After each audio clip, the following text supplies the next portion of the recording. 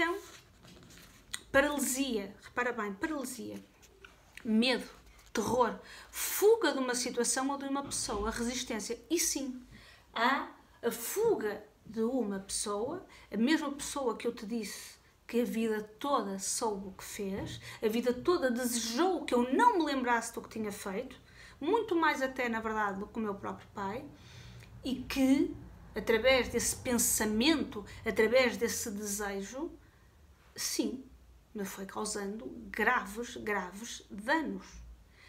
Mas isso são outros 1000 que também não vamos agora aqui desenvolver. Então, chegamos... Exatamente, chegamos... Ora, aqui está... Exato. Chegamos então à situação. Por isso, eu tenho o derrame, como vos disse, isto em dezembro de 92, depois em agosto de 93 vou à Argentina, a situação fica resolvida e eu regresso para a minha vida. Continuo a fazer fisioterapia diária, várias horas por dia, enquanto me ia adaptando à minha vida. Entretanto, ainda vivo com a minha mãe mais algum tempo, mas depois opto por ir viver com o meu pai. Uma pequena, curta experiência que rapidamente percebi que dava mal e errado. E então, quando regresso, já não vou viver nem com o meu pai nem com a minha mãe, vou viver sozinha. Isto teria 20 anos, talvez. Sim, talvez 20 anos. Nomeadamente quando eu volto à faculdade.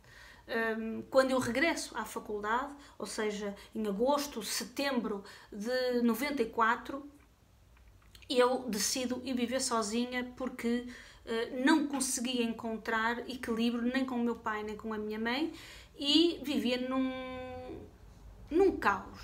Caos, este é o termo certo. E ingresso na faculdade, isto em 94,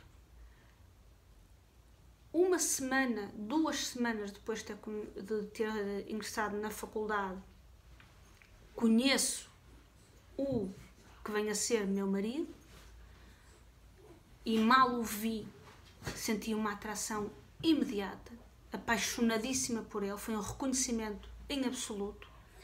Longe estava eu de saber de toda a carga kármica que a nossa relação carrega e transporta. E no verão, já quase a chegar aos 21 anos, no verão de 95, e completamente perdida num caos financeiro, de dívidas, de escassez, de pobreza, de falta, de codependência, mais uma vez codependência, ou seja, num desespero absoluto, eu cometo suicídio, ou melhor, uma tentativa de suicídio. E venho a ser encontrada pelas raparigas que partilhavam o apartamento comigo, já obviamente num estado de coma que se prolongou por mais 3 ou 4 dias. Esta tentativa de suicídio, segundo Louise Hay, diz que quem tenta o suicídio vê a vida apenas a preto e branco, porque se recusa a ver uma outra solução. E é verdade isto. A tentativa de suicídio que eu tive era exatamente isso. Eu não conseguia ver uma outra solução. Eu não conseguia de forma alguma achar, com 21 anos, quase 21 anos, eu tinha alternativa. Porque eu estava tão desesperada, eu estava tão envergonhada, porque eu tinha dívidas, repara, com 21 anos. Eu estava cheia de dívidas, eu não tinha dinheiro, eu tinha uma vida escassa, tinha uma vida de codependência, um excesso de álcool absurdo, algum descompromisso para com a faculdade, ou seja, muitas saídas à noite, uma vida muito boémia, uma vida muito pautada pelo exagero. E eu pergunto-me como como é que isto é possível?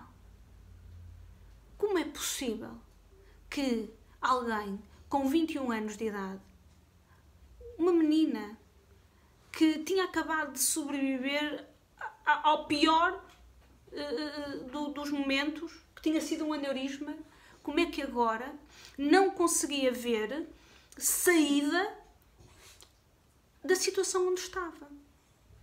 Deixa-me-te dizer uma coisa.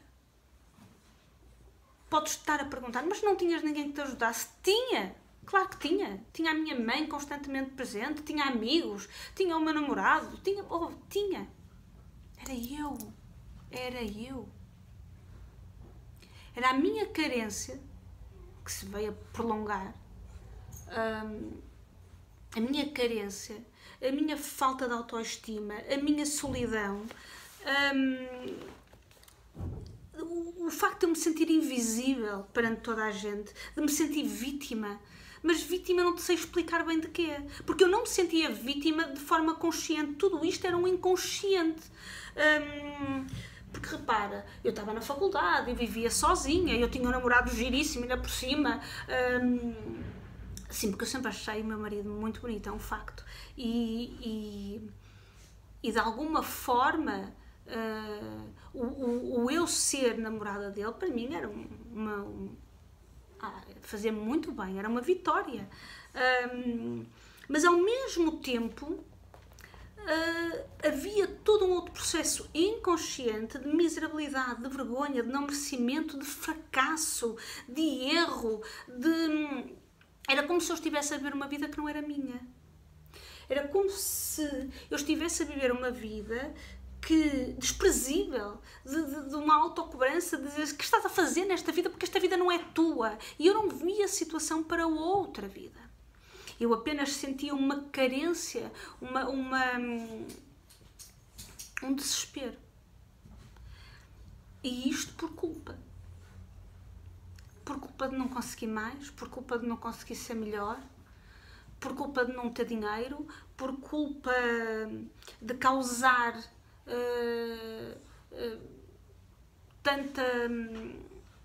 tanta dor aos outros também, é um facto, uma tristeza imensa, um sentimento de abandono, de rejeição do meu pai, que sempre me telefonava a cobrar mais,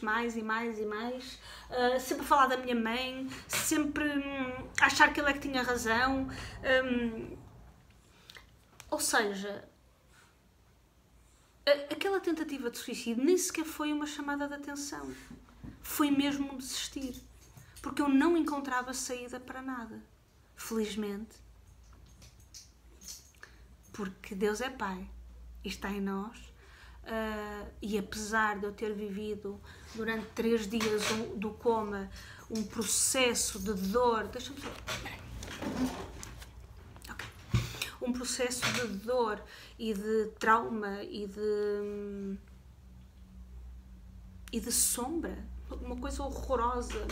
Bem, foi uma experiência terrível, completamente oposta à experiência de luz e de entrega, de clareza e de paz que eu tinha vivido no coma que eu tinha experienciado quando tive o aneurisma. Aqui eu tive 3 dias de coma devido à ingestão de medicação e foi horrível, foi mesmo ir às profundezas do inferno, como se costuma dizer, foi mesmo ir ao mais profundo de mim. E quando eu vou a este profundo, é evidente que eu percebo que eu tenho uma série de coisas para resgatar.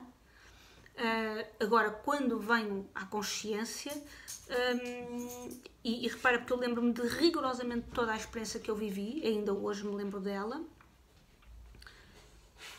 o que eu não tinha era consciência para lidar com ela. E então inicia-se aqui um processo de salve-se quem puder. E os 20 anos decorrentes entre eu ter tido essa tentativa de suicídio e mais tarde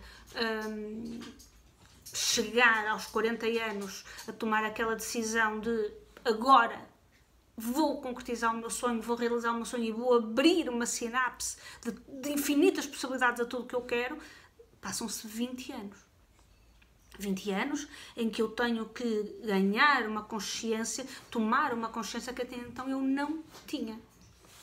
E este é um episódio, o episódio que eu te acabei de contar sobre a minha tentativa de suicídio, é um episódio completamente interiorizado e racionalizado na minha consciência hoje em dia. Porquê? Porque eu consegui entrar no meu inconsciente e definitivamente abrir portas a tudo o que estava oculto, a tudo o que eu não queria ver. Mas, como te disse, foram 20 anos. E porquê? Porque quando eu começo a abrir todas estas portas bloqueadas, trancadas, estes baús enferrulhados, eu percebo, isto é culpa. Há um sentimento de culpa que eu tenho que eu não estou a entender porque é que eu tenho. E por isso é que eu te falava de que tu tens que passar deste sentimento de culpa, de medo, de escuridão absoluta, de vibração da morte, para o amor incondicional. O que é o amor incondicional? É por ti mesmo, que eu já te falei anteriormente. Há um processo em que tu precisas de resgatar, de procurar todo o contrário do que tu estás a sentir. E é o amor próprio por ti, é a aceitação da minha personagem e daquela vivência, das escolhas, da dor, de ter aceito com 5 anos de idade a mentira e de ter aceito ao longo da vida que eu mentisse e que me mentissem. Do perdão a mim, porque de repente eu começo a perceber, espera lá, tudo isto somado, isto vem de algum sítio, claro que vinha. E há uma tentativa constante de não querer ver isto tudo. E há também, logo após ao perdão, a compaixão e a autoestima, que é: eu amo, eu aceito-me e eu perdoo. Porque eu fiz tudo o que eu podia, eu fiz tudo o que sabia. Ainda assim, como vos disse, há um processo de 20, 25 anos que é necessário para que eu acorde, para que eu consiga ver toda esta dor. E tu perguntas assim: Helena, mas tu nunca tinhas pensado sobre isto? Claro que já, não me diga toda a hora, como é evidente, mas sim, já tinha pensado muito sobre isto e refletido muito sobre isto, mas a questão não é essa, é que eu não estava pronta. Eu não estava pronta para poder ter acesso a toda esta informação. Até porque, se eu não tivesse já trabalhado dentro de mim um pouco do silêncio, um pouco do perdão, um pouco da compaixão, eu teria explodido perante toda esta verdade que chegou até mim. Porque isto são muitas coisas. Isto que eu te estou a falar é 10%. Claro que são os 10% muito importantes, mas são 10% de tudo o que eu vinha a experienciar. Porquê?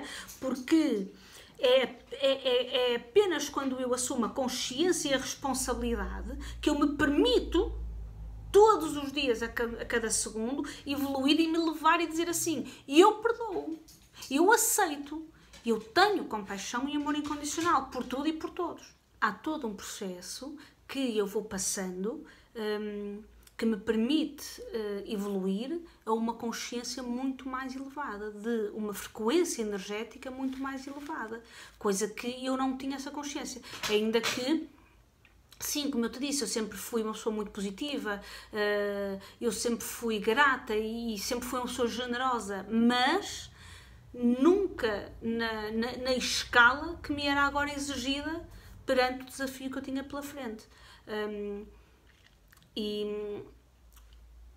E é evidente que hoje, olhando para trás,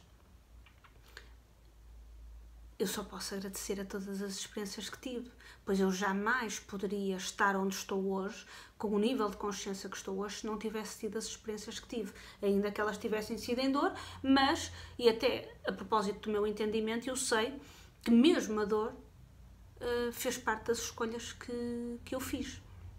Mesmo a decepção, a traição, a desilusão, fez parte do caminho que eu tinha que percorrer para chegar onde estou hoje. E então não há como mudar a história da nossa vida sem que esta chave da culpa seja deitada fora e se abra a chave mestra do amor incondicional perante tudo o que se passa na nossa vida.